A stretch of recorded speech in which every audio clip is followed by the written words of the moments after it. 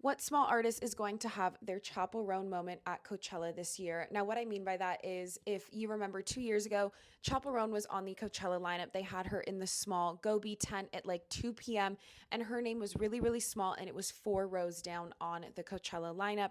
Since then, she's become one of the most massive artists in the world. I was lucky enough to see her at Coachella, and there was just this magnetic feeling that something was about to break big for her. She had other moments that moved the needle, such as her at Gov Ball and her at Lollapalooza. And I think the industry is always kind of looking for what artists are going to have these big moments. Coachella is the first festival of the year, it's where it sets the tone for who the next artists are. Let's dive into our opinions. And someone who is obsessed with the attention economy and where things go, I actually have a playlist on Spotify called The Middle Row of Kokomoko.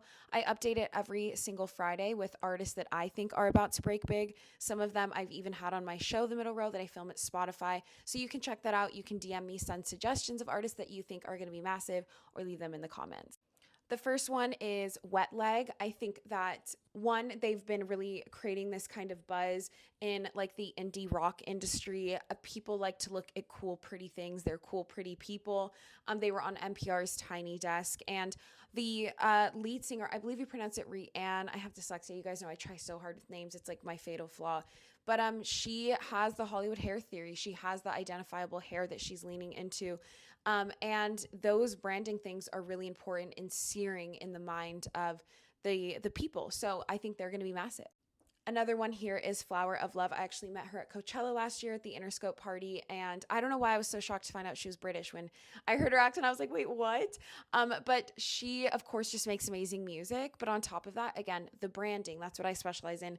She has the identifiable hair, she has the silhouette. In branding, you have to have an identifiable silhouette to kind of become this icon. You have Ariana Grande in her ponytail, you have Marilyn Monroe in the dress, and she's always wearing these similar outfits with the same silhouette and the shoes. And she's kind of like a Polly Pocket, like Sabrina Carpenter is how I would describe her style. And on top of that, she is like Chaperone, that her live performances, she commits to a bit. She leans into these extravagant looks. And then lastly is the Tulips, who I actually interviewed them on The Middle Row. It's coming out soon, that episode. I actually know Julia because we met when she was working at a restaurant years ago, and she's like, I'm going to be an artist. And I was like, dude, fuck yeah, like, let's go. And here she is performing at Coachella next year. Their branding is people love when there's like a group and they can identify as one. They're like opposites. One wears a lot of pink, one wears a lot of black. And so that's just really something that's visually fascinating.